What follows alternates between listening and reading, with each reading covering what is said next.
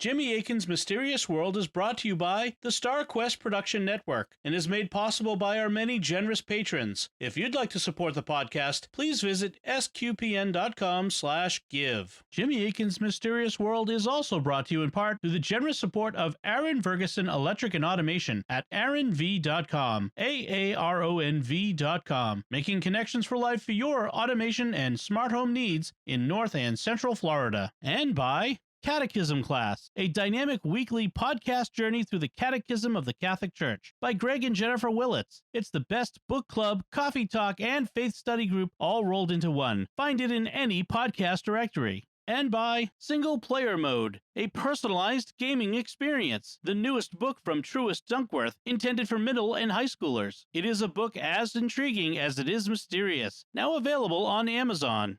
American 11, are you trying to call? Our number 1 has been staffed, and our 5 has been staffed. Possible hijack? What's going on, Betty? Betty,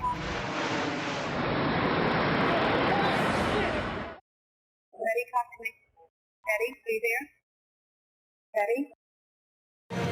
It's 8:52 here in New York. I'm Bryant Gumbel. We understand that a plane has crashed into the World Trade Center. We don't know anything more than that. We have some problems over here right now. We might have a hijack over here, 2 of them.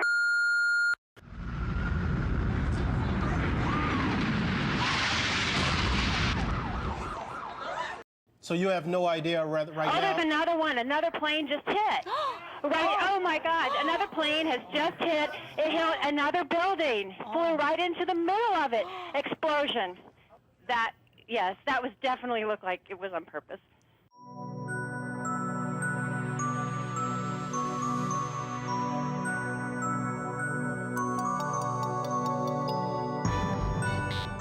You're listening to episode 172 of Jimmy Akin's Mysterious World, where we look at mysteries from the twin perspectives of faith and reason.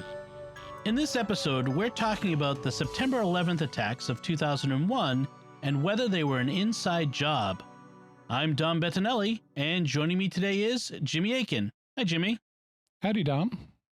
20 years ago, on September 11th, 2001, the world was shocked when the press reported that 4 passenger planes had been hijacked in the United States. 2 of them hit the World Trade Center in New York City.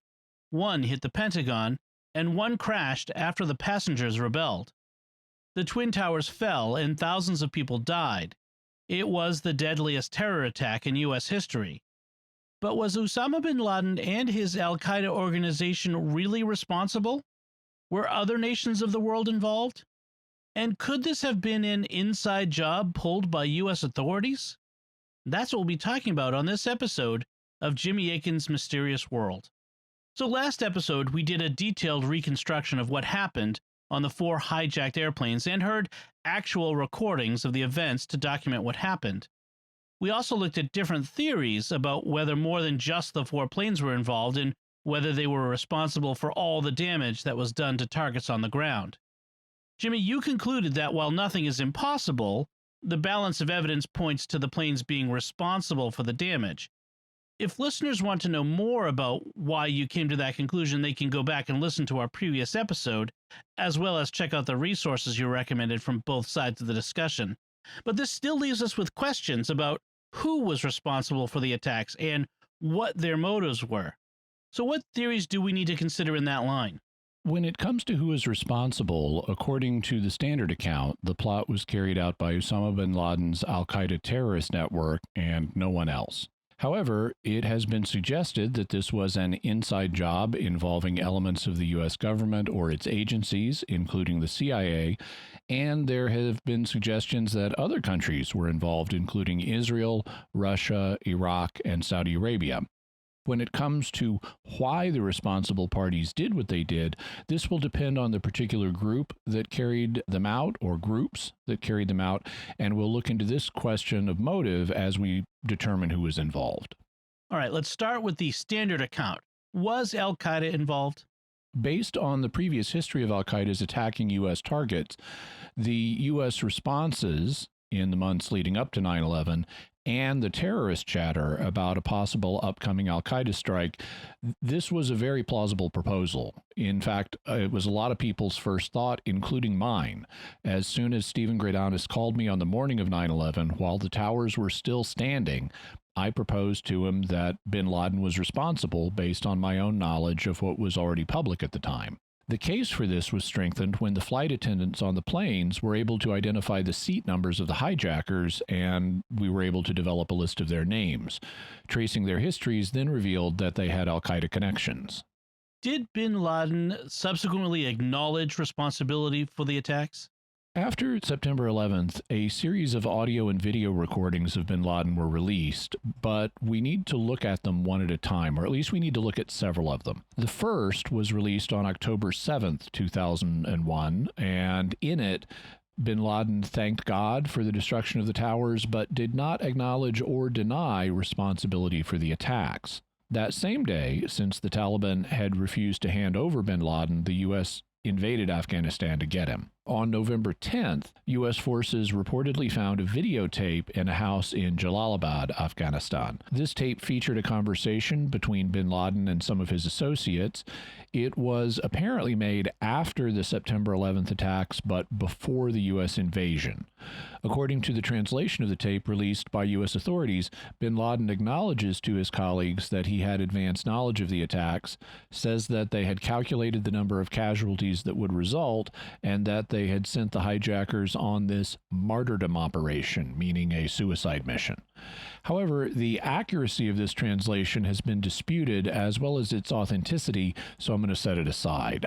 Is it enough that someone questions the accuracy of a translation or challenges the authenticity of a recording for you to set it aside?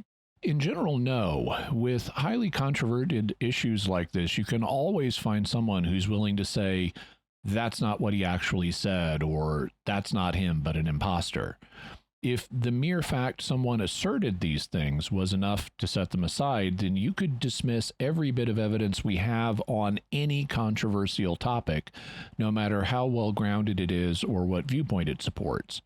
However, in this case, some actual experts in Arabic have questioned the accuracy of the translation, and the fact that this tape was found by the U.S. military rather than released to bin Laden's ordinary media contacts raises at least a small possibility that it could have been faked by our intelligence services. So I'm going to set it aside rather than do a detailed examination of the claims regarding it. The truth is, we don't need this recording to settle the question before us, which is whether bin Laden ever claimed responsibility. There are other recordings that relate to this issue that were not found by the U.S. and that have been translated by native Arabic speakers who weren't affiliated with the U.S.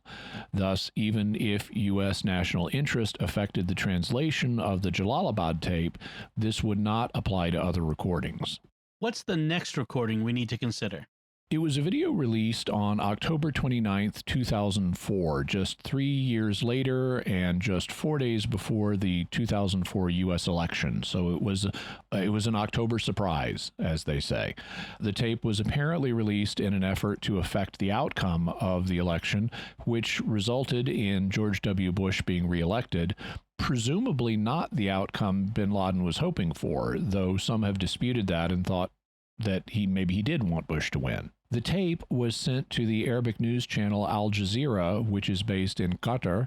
Bin Laden had previously sent recordings to Al Jazeera, and it was one of his favored media outlets. Al Jazeera then itself made a translation into English and posted it online. As one of bin Laden's favored news sources, it would be hard to accuse Al Jazeera of deliberately mistranslating him. And as a network run by native Arabic speakers who are based in the Middle East, it would be unlikely that they would accidentally mistranslate it, at least in the sense of getting the gist fundamentally wrong. In either event, Al Jazeera's audience of people who know both Arabic and English would be able to spot any such inaccuracies and hold the network accountable if there were serious errors in translation by pointing them out. And what did bin Laden say in this video? Among other things, he describes how he developed the plan for 9/11. I say to you, God knows that it had never occurred to us to strike the towers. But after it became unbearable and we witnessed the oppression and tyranny of the American-Israeli coalition against our people in Palestine and Lebanon, it came to my mind. And as I looked at those demolished towers in Lebanon, it entered my mind that we should punish the oppressor in kind, and that we should destroy towers in America in order that they taste some of what we tasted, and so that they be deterred from killing our women and children. So with these images and their like as their background, the events of September 11th came as a reply to those great wrongs. Should a man be blamed for defending his sanctuary? Is defending oneself and punishing the aggressor in kind objectionable terrorism? If it is such, then it is unavoidable for us. This is the message which I sought to communicate to you in word and deed, repeatedly, for years before September 11th. So he says that he did not initially envision the strike on the Twin Towers, but he did so after seeing towers in Lebanon being demolished as part of the Lebanese Civil War of the 1980s, in which a multinational force, including the U.S., participated. He then determined that he wanted to knock down towers in America, and so he says the events of September 11th came as a reply to those great wrongs. This also answers much of the question of al-Qaeda's motive for the attacks, why they happened. It was revenge for attacks on Muslims that bin Laden blamed America and its allies for. Also, although we didn't quote this part, he indicates that the U.S. can avoid future attacks if it changes its international policies.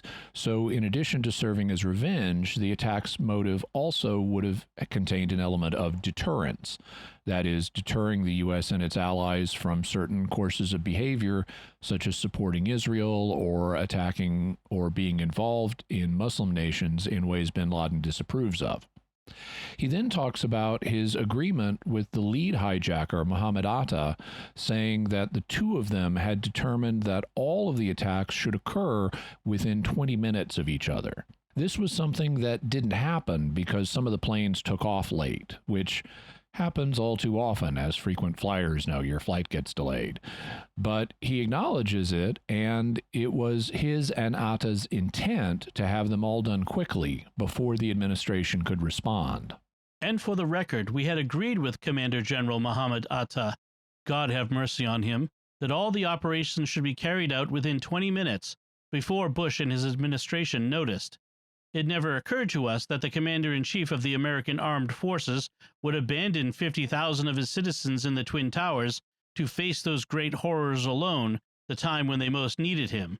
But because it seemed to him that occupying himself by talking to the little girl about the goat and its budding was more important than occupying himself with the planes and their budding of the skyscrapers, we were given 3 times the period required to execute the operations.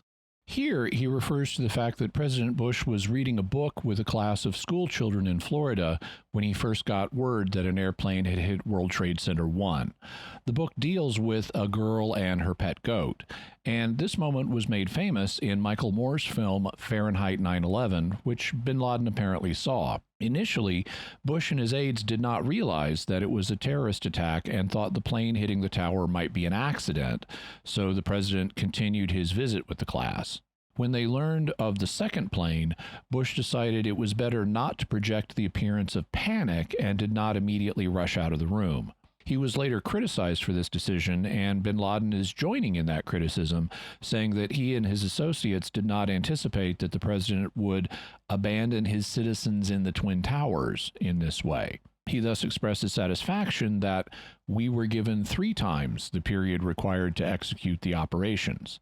So he acknowledges responsibility for the attacks more than once in this video. Could this video be a fake? Anything can be a fake, but in 2001, we didn't have deepfake technology, and this video was released through bin Laden's favored media channel, Al Jazeera. People at the network and others in its audience who were used to seeing and hearing him were satisfied that it was indeed bin Laden. Did he later acknowledge responsibility in other recordings? He did, but we won't go through them all in detail. This would only reinforce the conclusion that, as many suspected from the beginning and as subsequent evidence confirmed, and as bin Laden himself acknowledged, al-Qaeda was involved in the attacks. Have other al-Qaeda leaders admitted that the organization was responsible? In April of 2002, about 7 months after the attacks, Al Jazeera journalist Yusri Fauda had an interview in Karachi, Pakistan, with the Al-Qaeda leaders Khalid Sheikh Mohammed and Ramzi bin al-Shibh. Both have subsequently been captured by the U.S., but at this time they were still at large. In the interview, the two referred to 9/11 as Holy Tuesday because the martyrdom operation was a holy event for them, and September 11th fell on a Tuesday in 2001. Fauda recounts a key part of the interview like this. I looked Khalid in the eye and asked, "Did you do it?" The reference to September 11th was implicit. Khalid responded with little fanfare. I am the head of the Al-Qaeda Military Committee, and Ramzi is the coordinator of the Holy Tuesday operation, and yes, we did it. He went on. About 2.5 years before the holy raids on Washington and New York, the military committee had a meeting during which we decided to start planning for a martyrdom operation inside America. As we were discussing targets, we first thought of striking at a couple of nuclear facilities, but decided against it for fear it would go out of control. I was dumbfounded. Nuclear targets? Could he be more specific? You do not need to know more than that at this stage, and anyway, it was eventually decided to leave out nuclear targets for now. What do you mean, for now? For now means for now, Khalid said, silencing me. The attacks, he said, were designed to cause as many deaths as possible. It would be a huge slap in the face for America on its own soil. But who would carry it out? We were never short of potential martyrs. Indeed, we have a department called the Department of Martyrs. So Khalid Sheikh Mohammed and Ramzi bin al-Shibh acknowledged that they were responsible for the Holy Tuesday operation, which they also describe as the holy raids on Washington and New York, saying, yes, we did it. Khalid also adds that the initial target selection included discussing hitting nuclear targets, presumably nuclear power plants, but they decided against that for the time being. Let's look at other parties and see whether they also may have been involved. If Al-Qaeda carried out the attacks, what shape would that involvement take? Well, there are two principal possibilities. The first is a strong form of involvement called make it happen on purpose. The second is a weaker form of involvement called let it happen on purpose. A person would have make it happen on purpose involvement if they were actively participating in the execution of the attacks, such as by planning them, funding them, carrying them out, or directly participating in some other way. And the fact that bin Laden acknowledges Al-Qaeda was responsible does not mean that other parties couldn't also be directly involved. What would let it happen on purpose involvement be?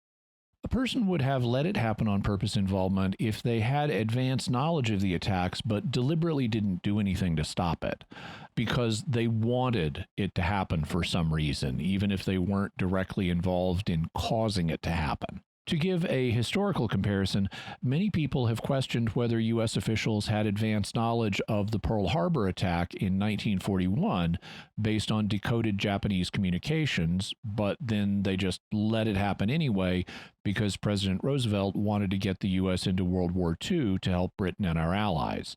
That would be let it happen on purpose involvement.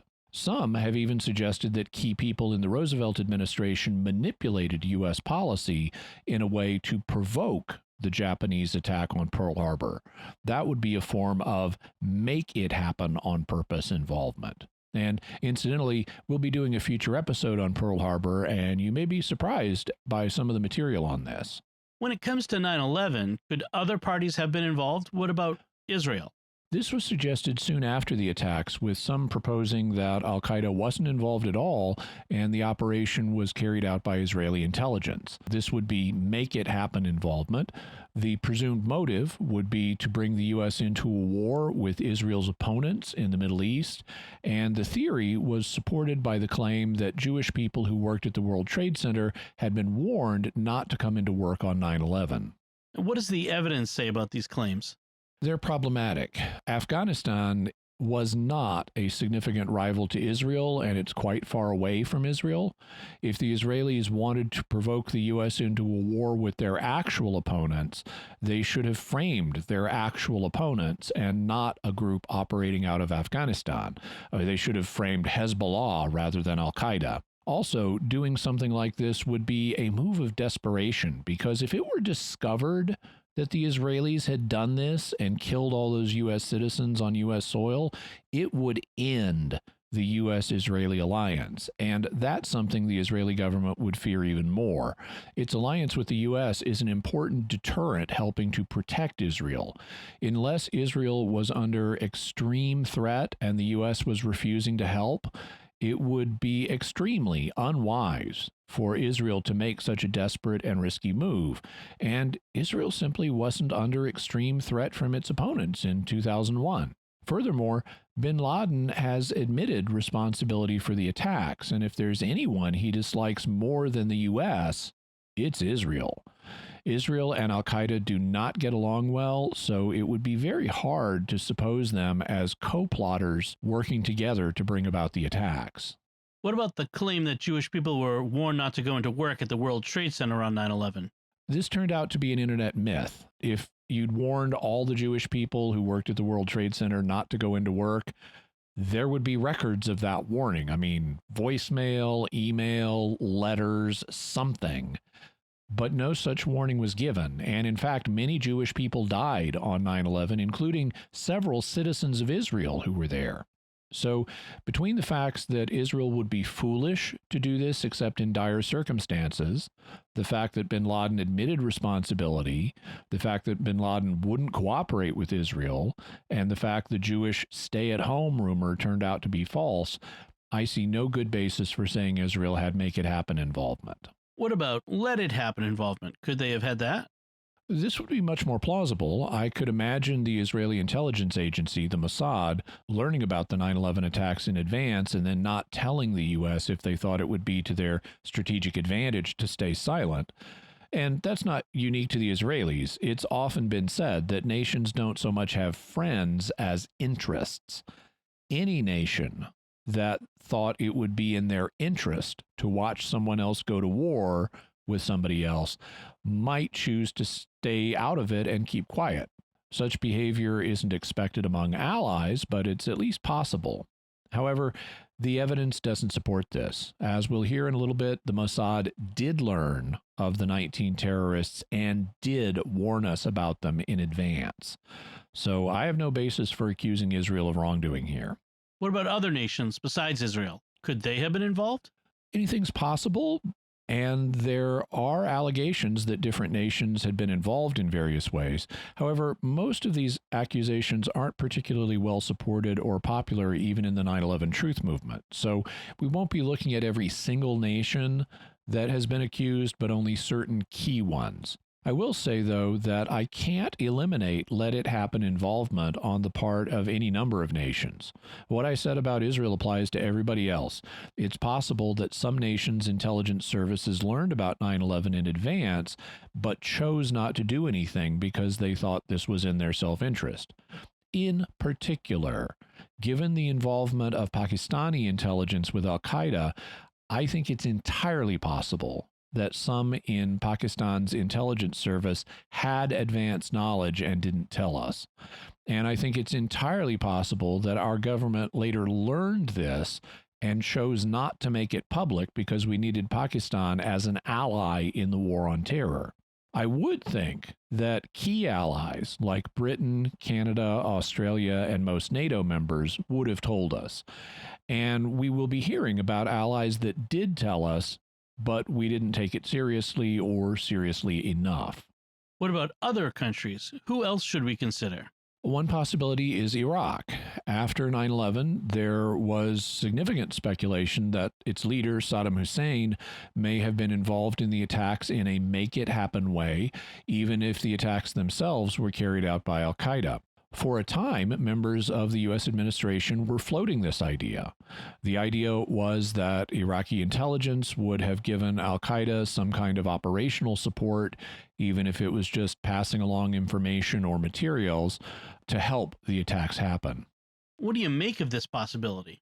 I can't rule it out altogether. Some have rejected the idea because Saddam Hussein was too secular a Muslim and was not viewed favorably by Islamists like bin Laden. That's true, but bizarre alliances sometimes happen in this part of the world, like when, during Operation Desert Storm in the 1990s, Saddam Hussein essentially donated his air force to his hated enemy Iran to keep it from being destroyed by coalition forces. Iraq and Iran had been fighting a war just 4 years earlier, and they really disliked each other. But Iran also hated the U.S., and on the principle of the enemy of my enemy is my friend, the Iraqis thought it better to send their planes to Iran rather than let the U.S.-led coalition destroy or capture them. Since Saddam Hussein and Osama bin Laden both hated the U.S., I can imagine that a similar enemy of my enemy is my friend situation could have developed, leading to cooperation between the two on 9/11. I can't rule out that the two did have some kind of relationship, at least at a distance, and Saddam Hussein very likely would not have a problem with let it happen involvement if he learned about 9/11 in advance.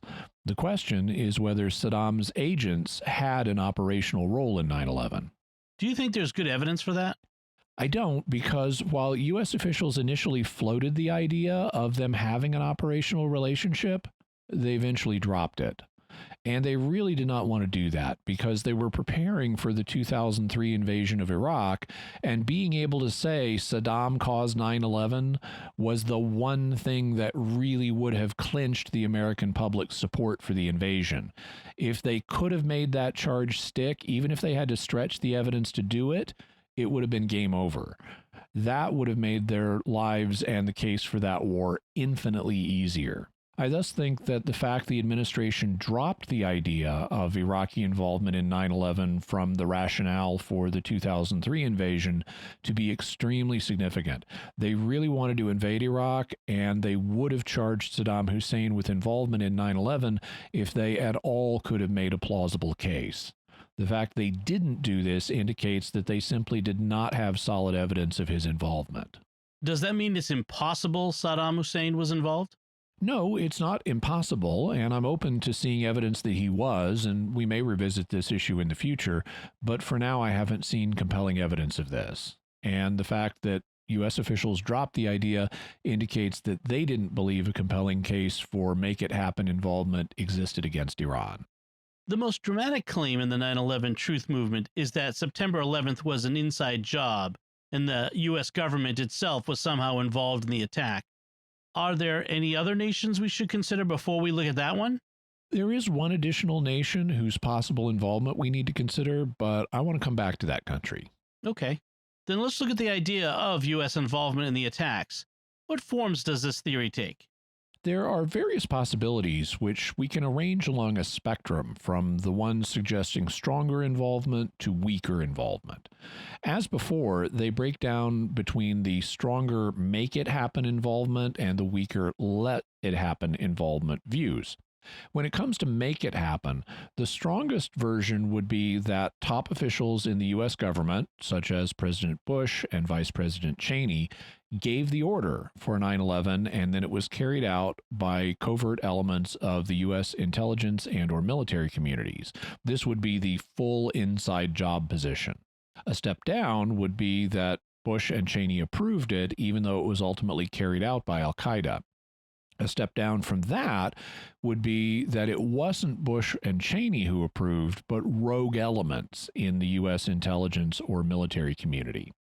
When it comes to the weaker half of the spectrum, or let-it-happen involvement, the strongest version would be that top officials like Bush and Cheney were informed that it would happen. They weren't causing it, but they were told it would happen, and they deliberately refused to take action because they wanted it to happen. A weaker version would be that not Bush and Cheney, but top intelligence officials were informed and then went rogue and deliberately chose not to act. And the weakest version would be that only low-level intelligence officials learned of it and chose not to act. What evidence has been proposed for these theories? The evidence falls into two categories. First, evidence that would suggest that U.S. officials had advanced knowledge of the events, and second, evidence that would show U.S. officials had motive to cause or allow these events. Both of these types of evidence would be consistent either with make it happen or let it happen involvement. Let's look at the first type of evidence.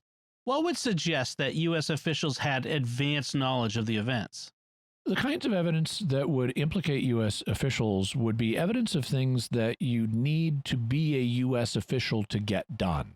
Some of the proposed pieces of evidence have to do with the way the attacks were carried out. For example, if there were no actual airplanes involved in the attacks, then that would point to U.S. officials because only those kinds of people would be able to falsify FAA records and stage the elaborate plan involving 4 non-existent airplanes. If staging it was even possible at all, given the technology available in 2001 and the fact people witnessed planes crashing into the World Trade Center. Similarly, if planes were involved, but it was a controlled demolition or demolitions that brought down the Twin Towers, that would also point to U.S. officials because it's hard to see how anyone else could both get the buildings wired with explosives without this being discovered before the explosion, and then cover it up after the explosion. If any of these were true, it would indicate make it happen type involvement by U.S. officials. Based on what we covered last episode, you concluded that both of these scenarios weren't well supported by the evidence. Right. I concluded that the attacks did involve the 4 airplanes based on all the communications with the planes while they were in flight. People can go back and listen to our previous episode to hear that evidence and how I evaluated it. Also, in this episode, we heard the acknowledgement from Osama bin Laden and some of his top aides that they carried out the plot, which also supports the airplanes were involved view. I also concluded last episode that the towers were not brought down by controlled demolition, and you can go back and listen to that to hear why. Are there other arguments that would point to U.S. officials being involved? Ones that don't involve the manner in which the attacks were carried out? There are 3 principal ones we need to consider. First, it's claimed that the U.S. government was warned of the attacks in advance by other governments, and this was deliberately and maliciously ignored. Second, it is claimed that there was evidence of unusual trading on the stock market that looks like some powerful movers and shakers were aware that the attacks were coming. And third, it's claimed that U.S. officials gave a stand-down order to our military to keep the 4 planes from being intercepted before they could hit their targets. Before we evaluate those, we mentioned a second type of evidence, that U.S. officials had motives to cause or allow the events of 9/11 to take place. What should we say here? Several different motives have been proposed, and they all involve a desire to go to war to address one or another situation. For example, U.S. officials may have desired to go to war to promote regional or global domination by the U.S., or they may have desired to go to war to control key Middle Eastern oil supplies, or they may have wanted to go to war with Iraq to remove Saddam Hussein from power. What about the last of those? Did top U.S. officials want to go to war to remove Saddam Hussein? The evidence I've seen suggests that they did. President Bush's father, George H.W. Bush, had led the Gulf War in the 1990s to remove Iraq from the neighboring country of Kuwait, which Saddam Hussein had invaded. But the Gulf War ended rather inconclusively, with Saddam still in power, which was embarrassing and caused a series of problems over the next decade.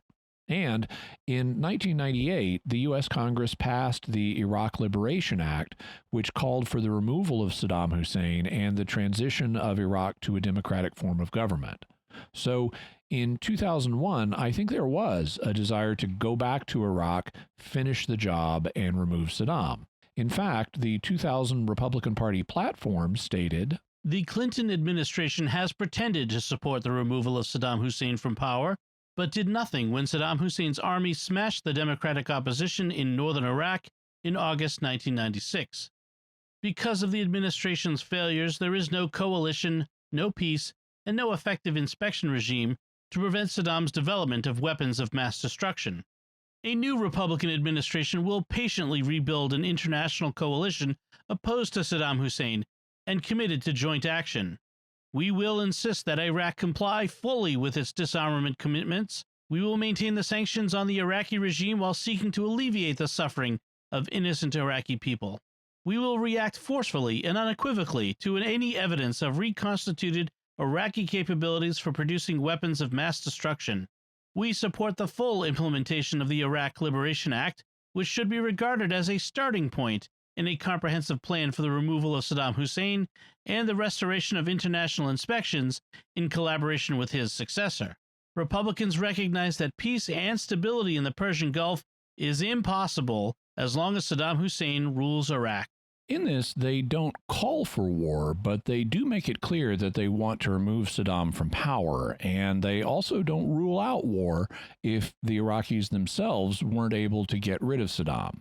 Also, President Bush's former Treasury Secretary, Paul O'Neill, reported that from the beginning of the administration, the groundwork was being laid to reinvade Iraq and remove Saddam. Do you think this desire would be evidence for the U.S. government having make-it-happen involvement in 9/11? No, because it would be stupid for the government to make 9/11 happen the way it did. The evidence pointed to Al-Qaeda in Afghanistan being responsible for the attacks, not Saddam Hussein in Iraq. If I were going to cause 9/11 to start a war with Iraq, I would make sure the evidence pointed to Iraq rather than Afghanistan. It would be easy for the government to fabricate such evidence, and the fact that they didn't suggests that they weren't directly involved in making 9/11 happen. As a result, they had to make the case to go to war with Iraq on other grounds, its reported possession of weapons of mass destruction, rather than alleging Saddam Hussein was responsible for 9/11. What about the claim that the U.S. government had a motive to cause 9/11 in order to go to war for control of key Middle Eastern oil supplies? The decision to wage war to secure oil supplies has been alleged before. You'll recall that in episode 146 on the 1934 fascist coup attempt in the U.S., we learned about Major General Smedley Butler of the U.S. Marine Corps. In 1935, he published a book called War is a Racket, in which he alleged that the U.S. had gone to war to protect American business interests, including its oil interests. In the book, he wrote, I helped make Mexico, especially Tampico, safe for American oil interests in 1914. I helped make Haiti and Cuba a decent place for the National City Bank boys to collect revenues in. I helped in the ravaging of half a dozen Central American republics for the benefits of Wall Street. The record of racketeering is long. I helped purify Nicaragua for the international banking house of Brown Brothers in 1909 to 1912. I brought light to the Dominican Republic for American sugar interests in 1916. In China, I helped to see to it that Standard Oil went its way unmolested.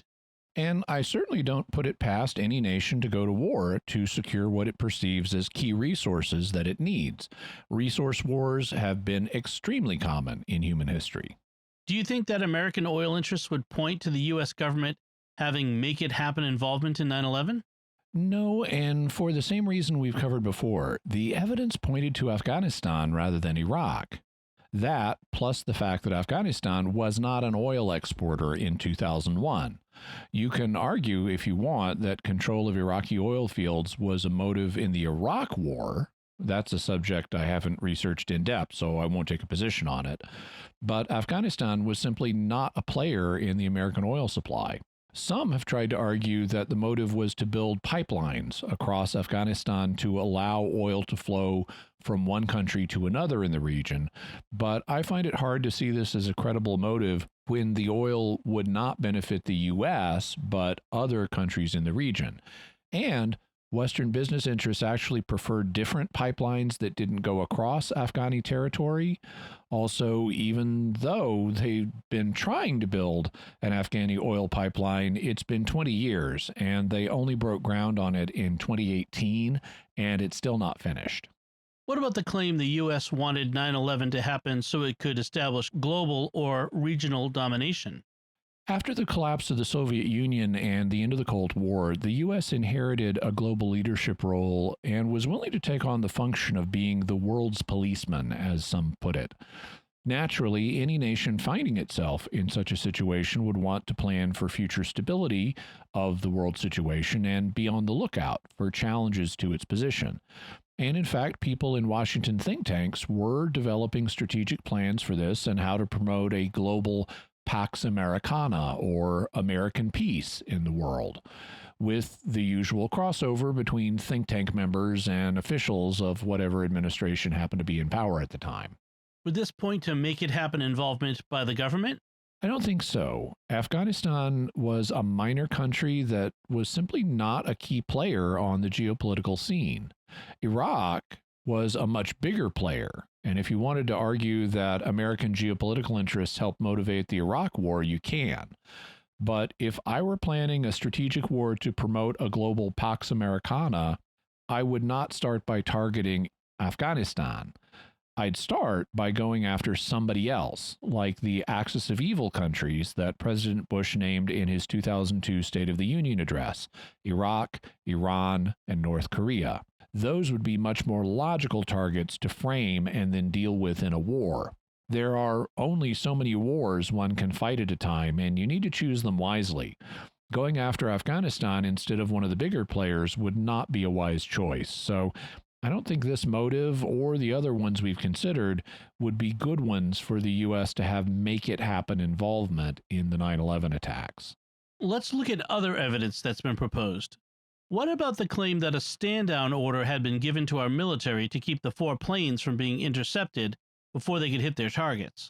I've looked into this in considerable detail, but to keep the episode from running even longer than it is, I'll only cite the key facts.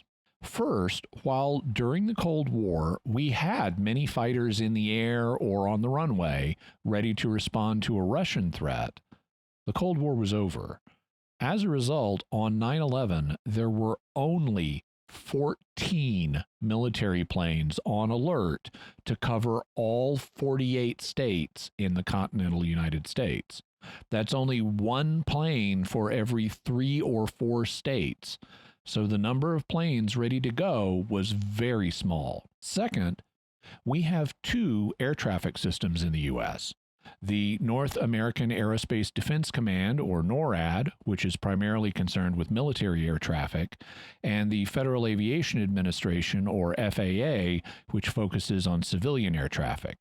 For the military to intercept a civilian plane, NORAD would need to be given the signal from the FAA.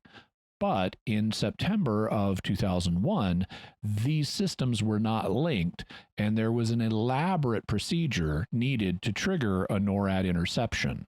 Popular Mechanics summarizes the procedure like this. Under the protocols in place on September 11th, an air traffic controller's concerns that something was amiss had to ascend through multiple layers at the FAA and the Department of Defense before action could be taken.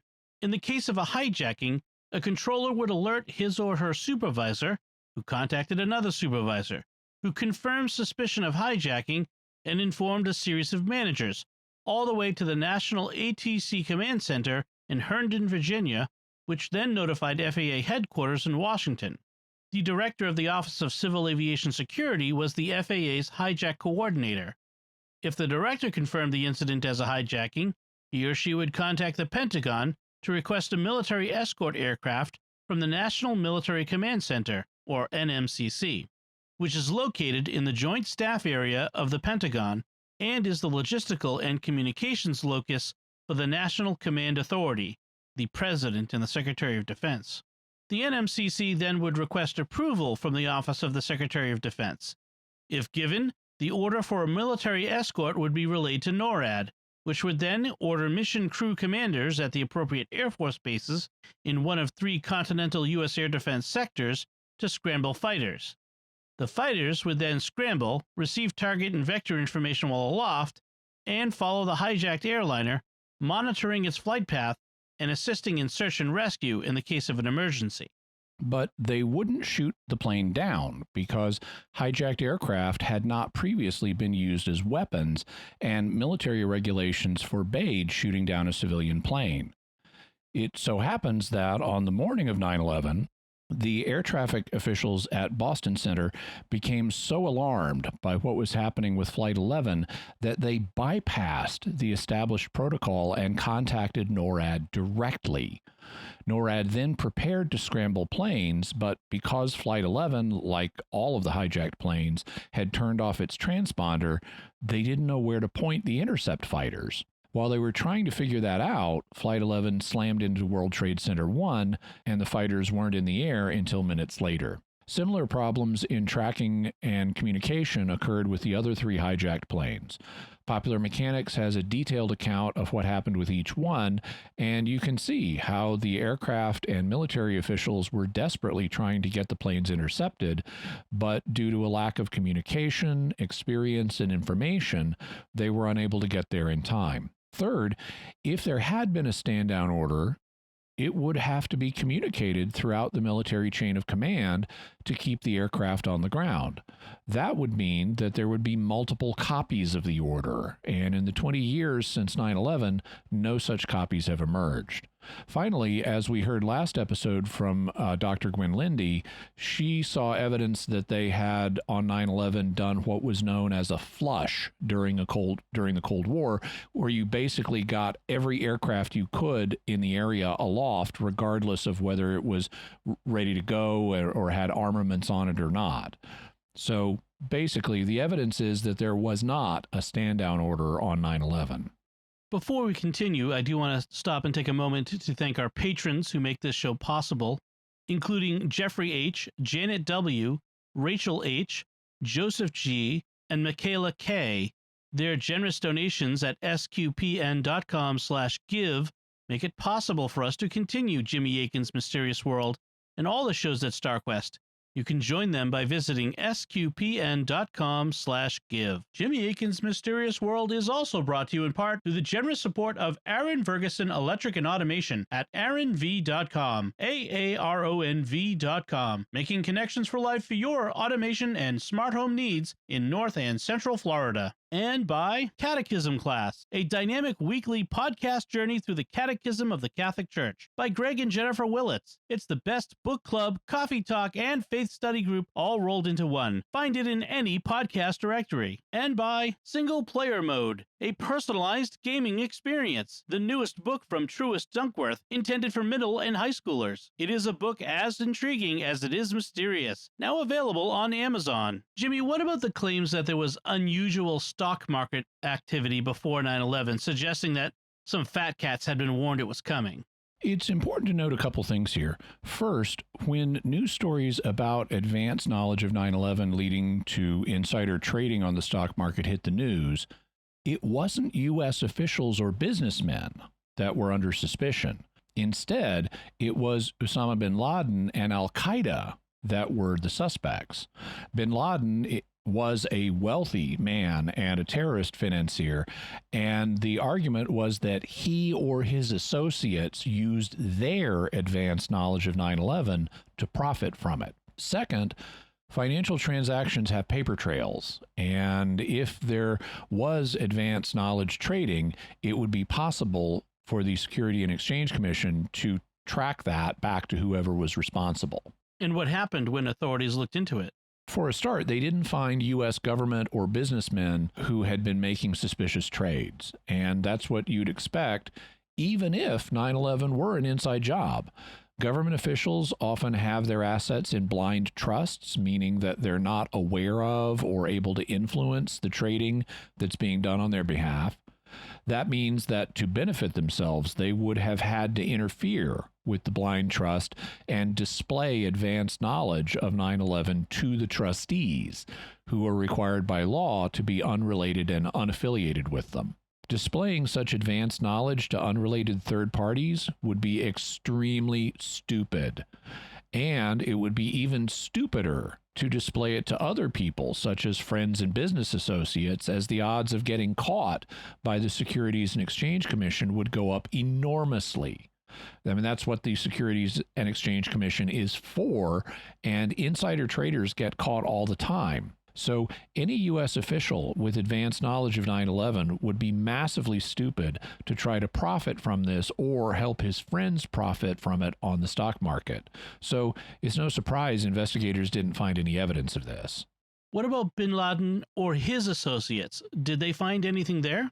No, the 9/11 Commission reports Exhaustive investigations by the Securities and Exchange Commission, FBI, and other agencies have uncovered no evidence that anyone with advanced knowledge of the attacks profited through securities transactions. And that's an admission against interest, because if they could show that bin Laden or his associates profited from 9/11, it would be one more way of blackening their names in the public by charging them with receiving blood money. I mean, imagine how the U.S. public would have felt if bin Laden brought down the towers and made a buck off of it. So how did these allegations arise then? Was there any unusual activity that prompted the charges? In the footnote on the previous quotation, the 9/11 Commission explains, Highly publicized allegations of insider trading in advance of 9/11 generally rest on reports of unusual pre-9/11 trading activity in companies whose stock plummeted after the attacks. Some unusual trading did in fact occur, but each such trade proved to have an innocuous explanation. For example, the volume of put options, investments that pay off only when a stock drops in price, surged in the parent companies of United Airlines on September 6th and American Airlines on September 10th. Highly suspicious trading on its face. Yet further investigation has revealed that the trading had no connection with 9/11. A single U.S.-based institutional investor with no conceivable ties to Al-Qaeda purchased 95% of the United Airlines puts on September 6th as part of a trading strategy that also included buying 115,000 shares of American Airlines on September 10th. Similarly, much of the seemingly suspicious trading in American on September 10th was traced to a specific U.S.-based options trading newsletter faxed to its subscribers on Sunday, September 9th, which recommended these trades. These examples typify the evidence examined by the investigation. The SEC and the FBI, aided by other agencies and the securities industry, devoted enormous resources to investigating this issue, including securing the cooperation of many foreign governments. These investigators have found that the apparently suspicious consistently proved innocuous. So 95% of the put orders betting that United Airlines would go down in price came from a single investor with no links to Al-Qaeda, and the same investor was buying American Airlines stocks, which is what you would not do if you knew that both airlines were going to drop in price because of the attacks. Essentially, by placing put orders on United and buying American, he was betting that, or the investor was betting that United would go down in price and American would rise in price. But when both airlines' planes got used on 9/11, they both tanked. So you wouldn't bet that one airline would go down in price and the other would go up if you knew the 9/11 attacks were coming. Also, much of the unusual trading involving American Airlines was because an investor newsletter had just made the recommendation to its subscribers, who then acted on the advice. Thus, no evidence emerged that bin Laden or his associates profited from insider trading in advance of 9/11.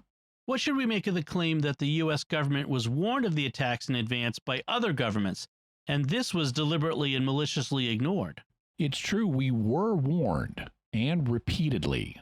According to the 9/11 Commission, during the spring and summer of 2001, U.S. intelligence agencies received a stream of warnings that Al-Qaeda planned, as one report put it, quote, something very, very, very big, end quote. Director of Central Intelligence George Tenet told us the system was blinking red. Wikipedia summarizes, the U.S. administration, CIA, and FBI received multiple prior warnings from foreign governments and intelligence services, including France, Germany, the UK, Israel, Jordan, Afghanistan, Egypt, Morocco, and Russia.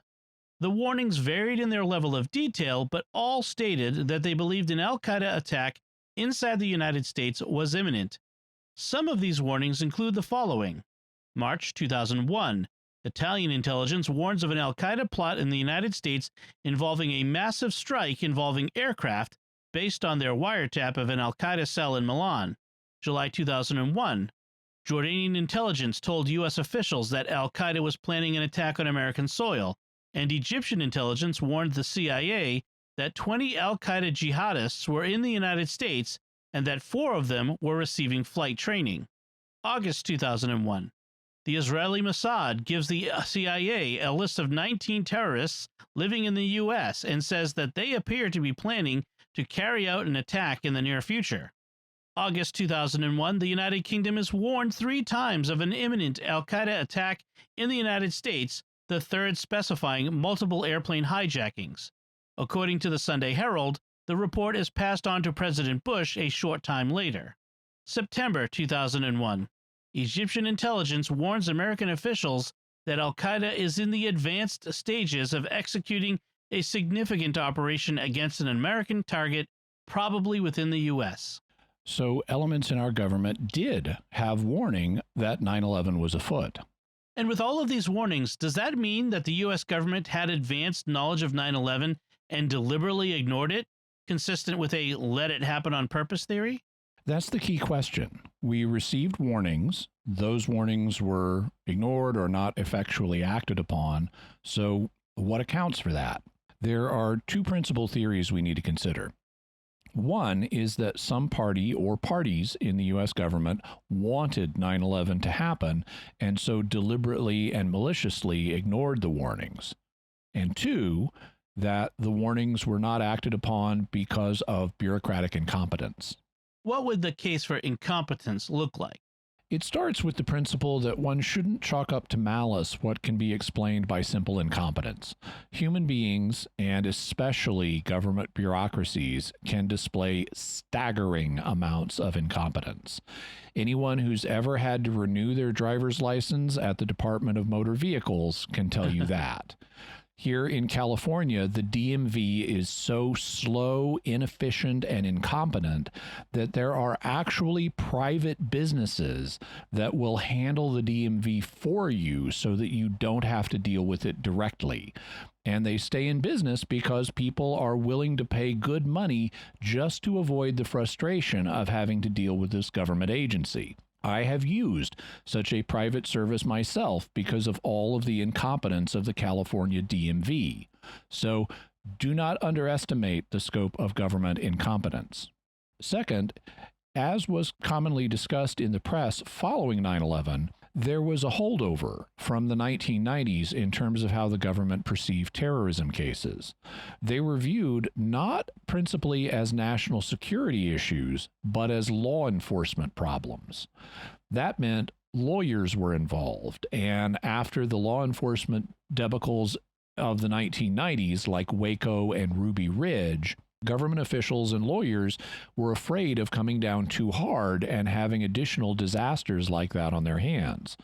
We talked about Waco and Ruby Ridge back in episodes 96, 97, and 114, and the repercussions that followed them. Among other things, the government's overreactions in those cases led to the Oklahoma City bombing in 1995. And the Clinton administration didn't want any more repeats of events like Waco, Ruby Ridge, and Oklahoma City. What did they do to prevent them? They announced new policies to keep law enforcement in check, as well as policies for intelligence services like the CIA to keep them from running wild. And this involved putting procedural barriers between different agencies so that people's civil rights wouldn't be violated. But that meant that the agencies weren't allowed to communicate with each other freely, and they weren't allowed to act aggressively without really good evidence because the lawyers were too shy, which hampered the investigation of the terrorists before 9/11. We now know that various officials in the intelligence and law enforcement communities had significant pieces of the puzzle. For example, we know that the FBI had Mohammed Atta and his terrorist cell in New York on their radar. In 2005, Congressman Kurt Weldon of Pennsylvania told the Senate Judiciary Committee, Mr. Speaker, I rise because information has come to my attention over the past several months that is very disturbing. I have learned that, in fact, one of our federal agencies had, in fact, identified the major New York cell of Mohammed Atta prior to 9/11. And I have learned, Mr. Speaker, that in September of 2000, that federal agency actually was prepared to bring the FBI in and prepared to work with the FBI to take down the cell that Mohammed Atta was involved in New York City, along with 2 of the other terrorists. I have also learned, Mr. Speaker, that when that recommendation was discussed within that federal agency, the lawyers in the administration at that time said, "You cannot pursue contact with the FBI against that cell. Mohammed Atta is in the U.S. on a green card, and we are fearful of the fallout from the Waco incident, so we did not allow that federal agency to proceed." So they knew about Mohammed Atta, but the FBI was prevented from moving in because government lawyers didn't want another Waco-type situation on their hands. Are there other factors that could contribute to the case that the 9/11 warnings weren't maliciously ignored? One is the number of pieces of information that our intelligence networks have to keep track of. There are so many reports of possible threats emerging every day, many of which turn out to be false, that it's hard to know which ones need attention. It's easy to miss accurate reports in the flood of ones that don't pan out. Another factor is that many threats aren't specific enough to take action. If you want to stop an attack, you need to know things like who's going to commit it, where it's going to take place, when it's going to take place, and how it's going to take place. A warning may include pieces of that, but it may not include enough to let you take practical action. I mean, for example, suppose someone tells you that a given person is acting suspiciously and you think he may be planning an attack. You can't just arrest a person based on that. And you especially couldn't back in 2001 with the lawyers who will say, we don't have enough evidence to make this case stick. Or suppose you're told an attack will occur in this city on this date. That sounds pretty specific, but if you're not told how the attack will be carried out, you don't know what steps you need to take. I mean, should you be looking for a bomb, for a truck bomb, for a gunman, for hijacked airplanes? I mean, what are you supposed to do to stop the attack if you're just told it's going to happen in this city on this day? In order to have actionable intelligence, you need more than an indication of something in the works. You need specific pieces of information to stop it, as well as evidence to back up that information so you know it's more than just one more inaccurate rumor in a flood of such reports. I thus think that if you want to charge administration officials with deliberate malice, you need to do more than just make the allegation. The scope of government incompetence and the reasons why they may not act in a given situation are just too broad. You need specific evidence of actual deliberate malice being involved. Do you think such evidence exists? To evaluate the question, we need to consider the way decision-making happens in vast hierarchical bureaucracies like the U.S. government and its military and intelligence agencies. I can't rule out that some lower-level officials or set of officials were present somewhere in the vast apparatus that wanted 9/11 to happen for one reason or another and thus did deliberately and maliciously ignore the warnings. That's not impossible given how many people are involved and how corrupt the human heart can be, but I haven't seen actual evidence of this happening with lower-level officials. And I'd tell you if I had, just like in episode 151, I told you about the Joint Chiefs of Staff proposing Operation Northwoods, which involved make it happen on purpose terrorism on U.S. soil. But I haven't found such evidence, and without it, I have no basis to make a positive charge against anyone. So I don't have reason to depart from government incompetence as the reason that lower-level officials didn't act effectively. In fact, many wanted to act and tried to act, but were stopped by the bureaucracy and the cautious lawyers.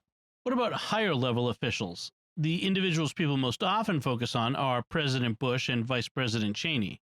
If someone wants to argue that they handled the situation before 9/11 in an incompetent manner, I don't have a problem with that. That's certainly something one could argue. It's obvious in hindsight that they should have directed their underlings to pursue the matter more aggressively. Whether their underlings had presented them with enough evidence that they should have known this at the time is another matter. You'd need to review all the evidence they personally had seen to make that determination, and that's a subject on which opinions can vary. So I don't have a problem with people arguing that they displayed incompetence. I also don't have a problem with people arguing that what they did was reasonable, given what their underlings and advisors had told them about the situation. Like I said, opinions could vary depending on your read of what evidence they had been shown. Do you think we have good evidence that more than incompetence was involved, that they wanted 9/11 to happen? I don't. In the first place, we looked at the proposed motives earlier, and I concluded that they weren't particularly strong. There's evidence that President Bush may have wanted to go to war with Iraq, but that doesn't translate into wanting 9/11 to happen. In fact, it translates into a motive against wanting 9/11 to happen. Because if you go to war with Afghanistan, it's going to be a distraction. And you're going to have to devote a lot of your military resources to fighting the war in Afghanistan. If you really wanted to go in and knock over Saddam, you'd want to save your resources for fighting that war. Fighting wars in two separate countries when you don't have to is stupid. So Bush would have a motive not to want 9/11 to happen. If 9/11 could have been stopped, it would have prevented the Afghan war and allowed the U.S. to focus all its resources on Iraq. Thus, if you think Bush was determined to go to war with Iraq, it cuts against the idea that he would have wanted 9/11. Do we have additional evidence against this view? I think so. First, for President Bush and Vice President Cheney to want 9/11, that would mean that they wanted terrorist attacks causing mass numbers of casualties to occur on American soil. They would not have known precisely how many would die. It might be more or less than the 3,000 who did, but it would still involve them positively willing the death of large numbers of American citizens. And that would require for them to be full-blown homicidal psychopaths, because only a homicidal psychopath would seriously desire such a thing. Now, many people have low opinions of President Bush and Vice President Cheney, but it wouldn't just be them. It would be everybody at the top of the administration who was in on the discussions ahead of 9/11 who would have to be involved. And that kind of concentration of homicidal psychopaths is very statistically unlikely. Statistically, there should have been some non-psychopaths who were in on the discussions and who would have come forward to blow the whistle at least sometime in the 20 years that have passed since then. We would expect someone from Bush's inner circle to come forward and say he wanted it to happen. What if such people were intimidated into silence? Well, there's two problems with this. First, it's been 20 years, and the Bush administration has been out of power for 12 years. Whatever intimidation could have been in play in the early days is gone, giving whistleblowers ample time to emerge. Secondly, and more fundamentally, the Bush administration didn't take action against critics from the inner circle when it was in power. For example, Treasury Secretary Paul O'Neill clashed with Bush, and they didn't kill him or his family. They just fired him. And after the Iraq invasion, O'Neill was sharply critical of President Bush and claimed in public that the administration had been determined to go to war with Iraq. But he didn't claim that Bush wanted 9/11 to happen. Are there any concrete actions the president and vice president took that would suggest that they didn't want 9/11? Two such actions particularly stand out in my mind. First, the administration had already determined to take on Al-Qaeda, according to the 9/11 Commission, before the attacks occurred. The Bush administration began developing a new strategy with the stated goal of eliminating the Al-Qaeda threat within 3 to 5 years. So they were already planning on dealing with Al-Qaeda and were taking steps in that direction. This suggests they didn't want Al-Qaeda to hurt American citizens, and they were simply slow in dealing with the threat. That would be consistent with an incompetence claim, but not with the idea that they maliciously wanted the 9/11 attacks. What's the second action you mentioned? Earlier, we mentioned that at the time, military regulations forbade shooting down a civilian plane because none had ever been used as a weapon before. But on the day of 9/11, once it became obvious that planes were being used as weapons, President Bush overrode that policy and ordered that Flight 93 be shot down. When Flight 77 turned towards Washington, they thought it might be headed for the White House. It ultimately hit the Pentagon, but they didn't know that's where it was heading, and so the Secret Service agents in the White House physically grabbed Vice President Cheney out of his chair and forced him into the secure shelter bunker underneath the White House. From there, they established communication with President Bush, who had boarded Air Force One in Florida, and called Cheney while he was waiting for takeoff. According to the notes Cheney took on the conversation, President Bush said, "We're at war. Somebody's going to pay," suggesting he wasn't in favor of what happened. Cheney initially spoke with Bush from a tunnel in the shelter, but he then proceeded to a conference room. According to the 9/11 Commission, "We have concluded from the available evidence that the vice president arrived in the conference room shortly before 10 o'clock, perhaps at 9:58. The vice president recalled being told just after his arrival that the Air Force was trying to establish a combat air patrol, or CAP, over Washington. The vice president stated that he called the president to discuss the rules of engagement for the CAP. He recalled feeling that it did no good to establish the CAP unless the pilots had instructions on whether they were authorized to shoot if the plane would not divert. He said the president signed off on that concept. The president said he remembered such a conversation and that it reminded him of when he had been an interceptor pilot. The president emphasized to us that he had authorized the shootdown of hijacked aircraft. At 10:02, the communicators in the shelter began receiving reports from the Secret Service of an inbound aircraft, presumably hijacked, heading toward Washington. That aircraft was United 93. The Secret Service was getting this information directly from the FAA. The FAA may have been tracking the progress of United 93 on a display that showed its projected path to Washington, not its actual radar return. Thus, the Secret Service was relying on projections. So they had a report that Flight 93 was heading towards Washington, and Vice President Cheney confirmed the order to engage it and shoot it down. Not all of the aides in the bunker had heard the initial conversation with the president, so they suggested that Cheney call him back for confirmation now that they had an actual plane to be shot down. The vice president was logged calling the president at 10:18 for a 2-minute conversation that obtained the confirmation. On Air Force One, the president's press secretary was taking notes. Ari Fleischer recorded that at 10:20, the president told him that he had authorized a shootdown of aircraft if necessary. We thus have multiple sources, both from on Air Force One and within the White House bunker, recording the presidential shootdown order. Ultimately, it turned out that the FAA's projected course for Flight 93 was mistaken, and the plane had already gone down at 10:03 a.m. a few minutes earlier. Haven't some alleged that Flight 93 was shot down? They have, and if that were true, it would only be further evidence that President Bush did not want 9/11 to happen. However, the evidence points the other way. He did give the shootdown order, but the plane had already crashed because of the passenger revolt.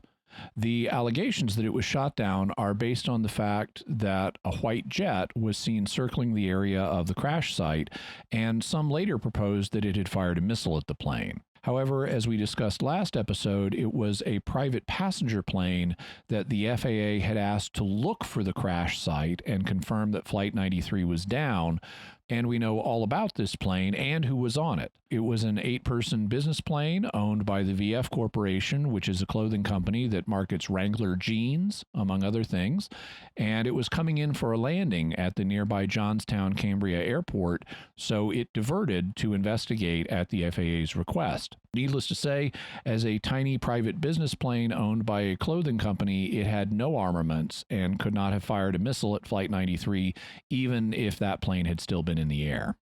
Let's ask the next question then. Was there a post-9/11 cover-up by the U.S. government?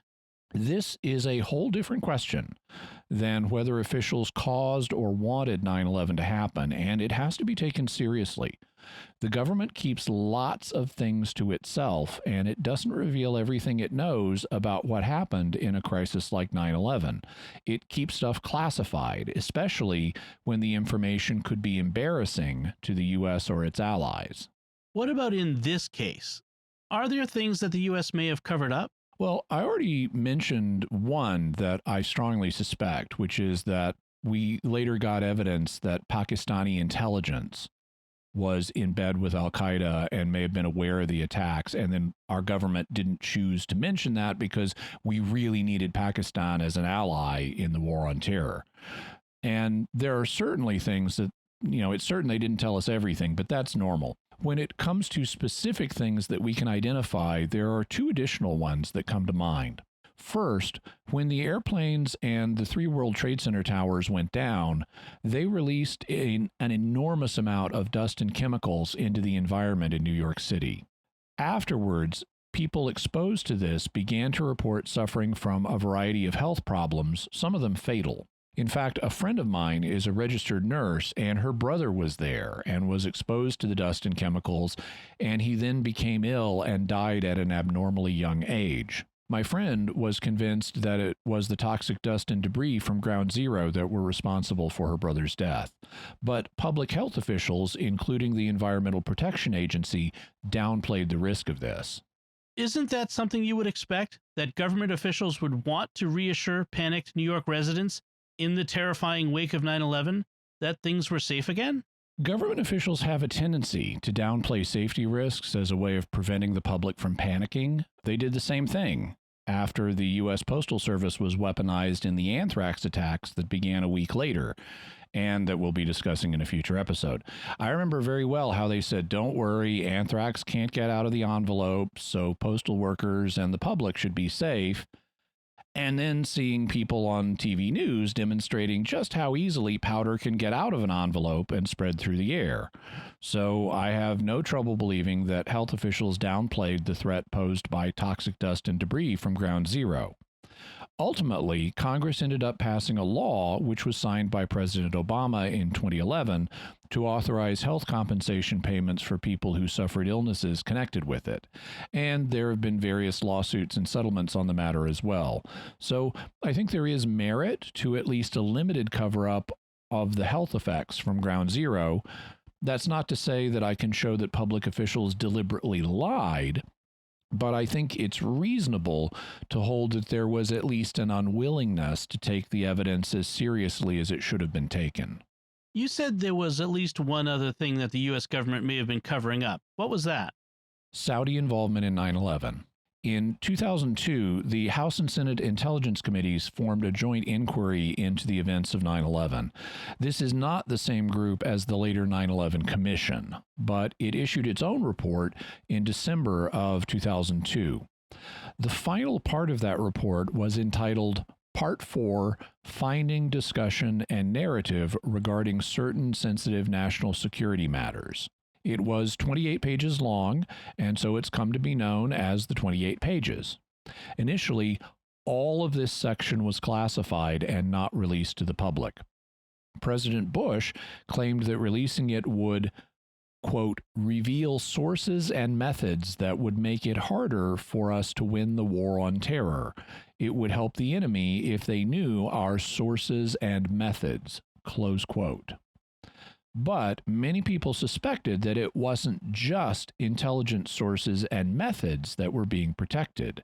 It was specific people who had been involved in the plot and that were from Saudi Arabia.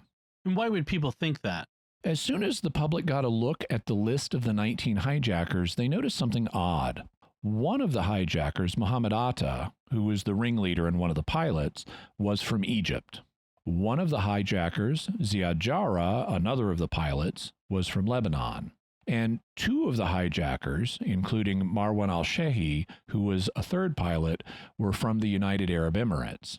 But all of the other 15 hijackers were from Saudi Arabia. It looked like, with one exception, the pilots were from other countries, and with one exception, the muscle hijackers were entirely from Saudi Arabia.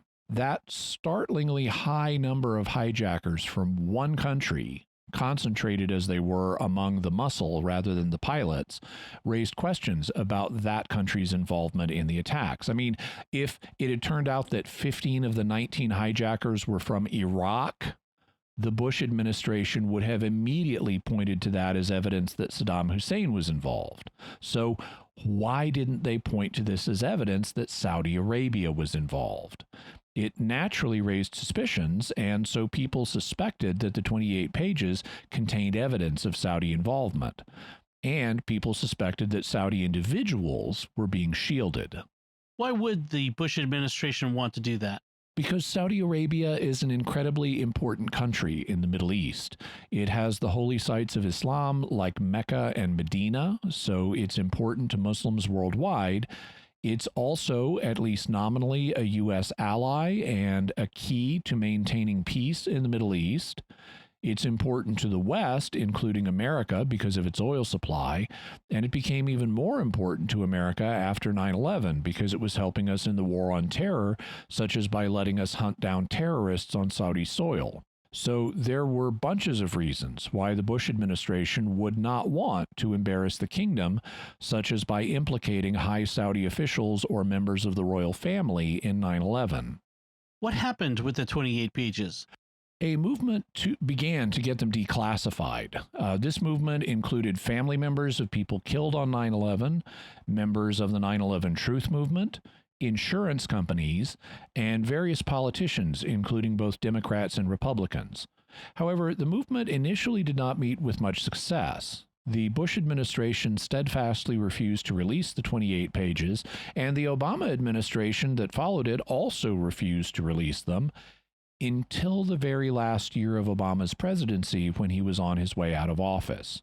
In 2016, the Obama administration finally released the 28 pages. Even then, it redacted parts of the document, so there are words, phrases, and sentences that you can't read because they're blacked out. But most of it is visible, and we'll have a link to it so you can read the pages for yourself. And what did people learn when the 28 pages were declassified? That there was evidence that Saudi nationals, including prominent officials and even a member of the royal family, were connected with 9/11. They provided logistical and financial aid to Al-Qaeda, and among those implicated were people from the Saudi embassy in America, including the Saudi ambassador himself, Prince Bandar, a member of the royal family. Does that mean that the king of Saudi Arabia, who in 2001 was King Fahd, was involved? No, the royal family, or the House of Saud, is massive. It has something like 15,000 members, about 2,000 of whom are particularly influential. So there's certainly a wide range of views within the House of Saud. Not everybody is going to be on the same page with 15,000 people involved. As a result, you can't take the actions of particular members of the royal family as representing the whole family or the king. Prince Bandar, as the U.S. ambassador, was certainly an influential member of the family, but he was not a son of King Fahd. His father was someone else. The term prince is used quite broadly in the House of Saud, so you don't have to be a son of the king to be a prince.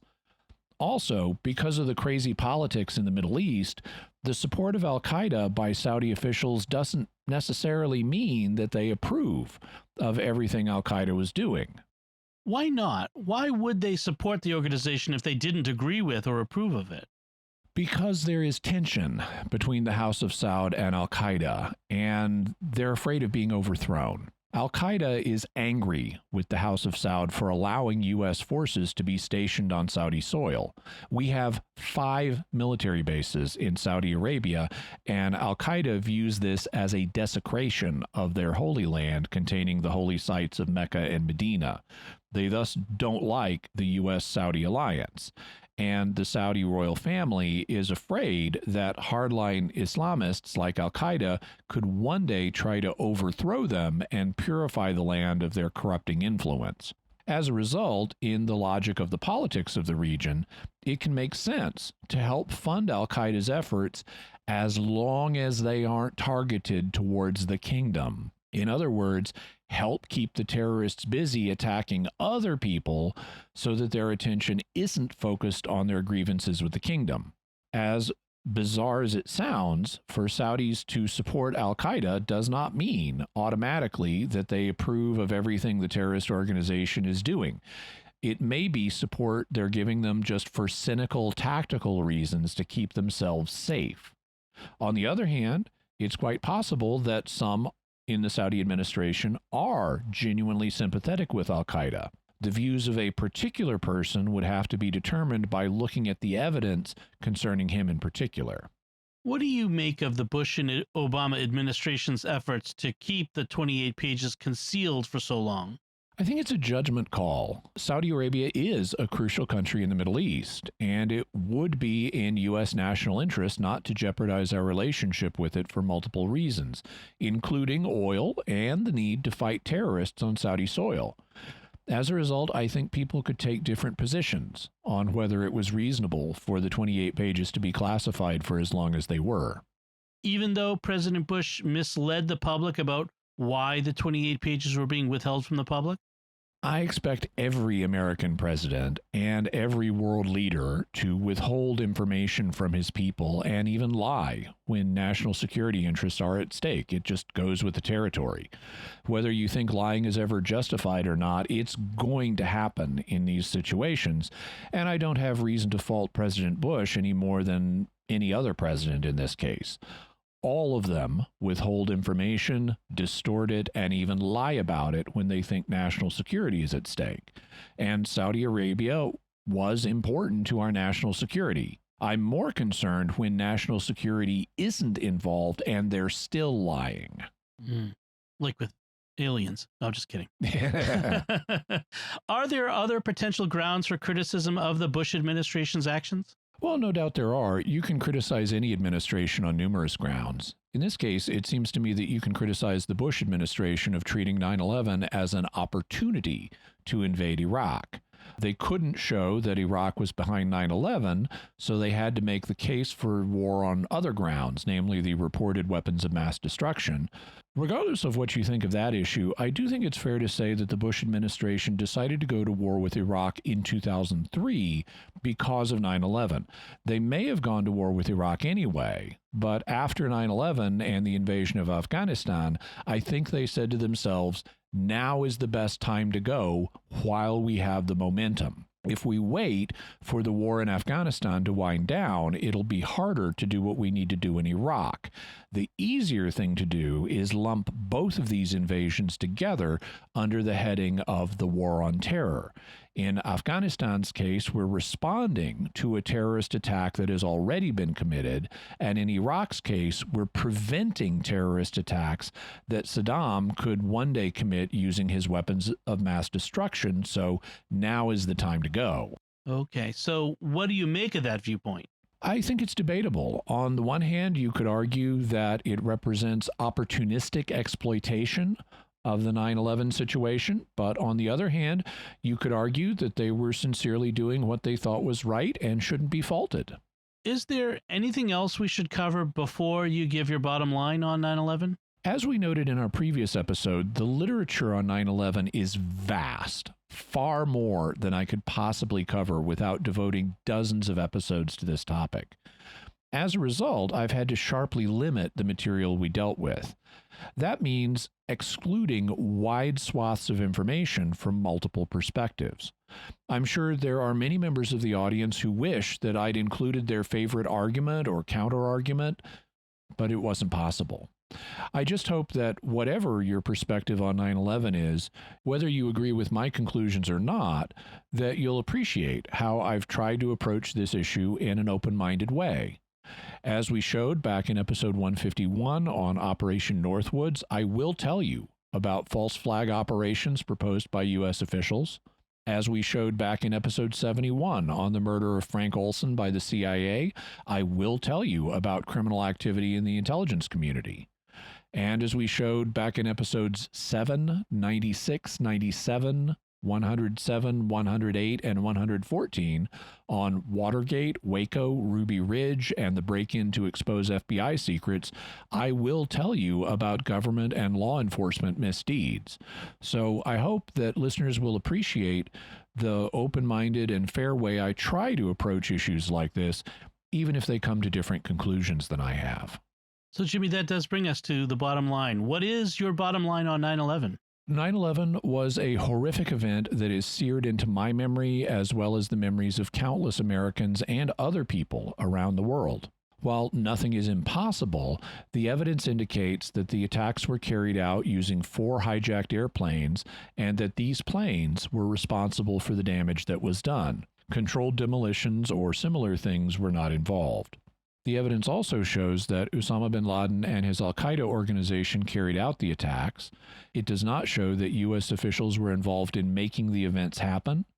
It does show that U.S. officials had enough knowledge of the attacks that they should have moved aggressively to prevent them. However, it does not show that U.S. officials deliberately and maliciously wanted the attacks to take place. Finally, it shows that limited cover-ups did take place in the wake of 9/11. In particular, U.S. health authorities downplayed the risks associated with the toxic dust and debris from Ground Zero, and the U.S. hid its knowledge of the involvement of various Saudi Arabians in supporting the attack. Also, there is evidence that the U.S. already was planning to go to war with Iraq, and that 9/11 influenced the timing of this war. Jimmy, what further resources can we offer to the listener on the 9/11 attacks? We'll have a link to the bonus interview I did with Dr. Gwynne Lindy, the Air Force colonel who was there at the Pentagon on 9/11. Also, we'll have links to books from both perspectives on this. We'll have the 9/11 Commission report, Popular Mechanics book, Debunking 9/11 Myths. And if you get the Kindle version of that, it's very easy to click through to the different 9/11 truth websites that Popular Mechanics is responding to, because when they'll present something they consider a myth, they'll give you a link to where it comes from so you can read the charge in context for yourself. We'll also have a link to Douglas Ciringano's book, American Conspiracies and Cover-Ups, which is a pro 9/11 truth movement book, as well as David Ray Griffin and Elizabeth Woodward's book, 9/11 Unmasked, which is another truth movement book. We'll have a link to Catholic Answers booklet, Pillar of Fire, Pillar of Truth, that we told you about last episode that I'm one of the authors of. We'll also have links to articles on the 9/11 attacks, 9/11 conspiracy theories, the 9/11 truth movement. We'll have a link to 911truth.org. Also, links to information about Saddam Hussein's possible links with Al-Qaeda, the Iraqi Air Force being essentially donated to Iran during Operation Desert Storm, information on the rationale for the Iraq War, 9/11 advanced knowledge theories, Ground Zero health effects, an article on the 28 pages, the text of the 28 pages, as well as the Voices from the Air video documentary that you heard excerpts from last episode, videos of controlled demolitions, video of the Twin Towers coming down, a TSA video, a CBS video, list of recordings of Osama bin Laden, a transcript of the Al Jazeera 2004 interview, the interview with Khalid Sheikh Mohammed and Ramzi bin al-Shibh, the 2000 Republican Party platform, Bush's former Treasury Secretary on the Iraq invasion, and an article on Smedley Butler's book, War is a Racket. So, Jimmy, what do we have for mysterious headlines? Well, we have a UAP or UFO theme this week. We've heard commentary from many American sources about the Defense Department and what it's released about UFOs, or UAPs as they're calling them now. You may wonder, well, what do people in other countries think? So we'll have a link about European perspectives on UAPs. Also, the FAA for a long time has downplayed, like other agencies, has downplayed any interest in UAPs, saying, yeah, we really don't track those things. But turns out they do log UAP encounters, and we'll have an article from the Debrief talking about how they've now admitted that. Before we go, we want to say a special thanks once again to Dr. Gwynne Lindy for sharing her experiences with us from 9/11 and what she saw at the Pentagon. Be sure to check out the full bonus video interview with her on my YouTube channel at youtube.com/Jimmy Akin. And be sure to subscribe and hit the bell notifications while you're there, because I'm trying to grow my channel and I'd really appreciate it. Very good. So that's it from us. What are your theories about the 9/11 attacks and who was responsible? You can let us know online by visiting sqpn.com or the Jimmy Akin's Mysterious World Facebook page. or sending an email to mysterious@sqpn.com, or sending a tweet to @MYS_world. So, Jimmy, what's our next episode going to be about? Next week, Dom, we'll be doing tests that could reveal whether people like you and I have psychic abilities. Ooh, I knew you were going to say that, too. Yeah, because it's in the script. It's in the script, yeah, I know. So, folks, be sure to check out the Mysterious World bookstore at mysteriousworldstore.com for links to all the books and videos that Jimmy mentions in the show. And you can find links to Jimmy's resources from our discussion and links to the mysterious headlines on our show notes at sqpn.com/mysterious. And remember, to help us continue to produce the podcast, please visit sqpn.com/give. Until next time, Jimmy Akin, thank you for exploring with us our mysterious world. Thanks, Dom. And once again, I'm Dom Bettinelli. Thank you for listening to Jimmy Akin's Mysterious World on StarQuest.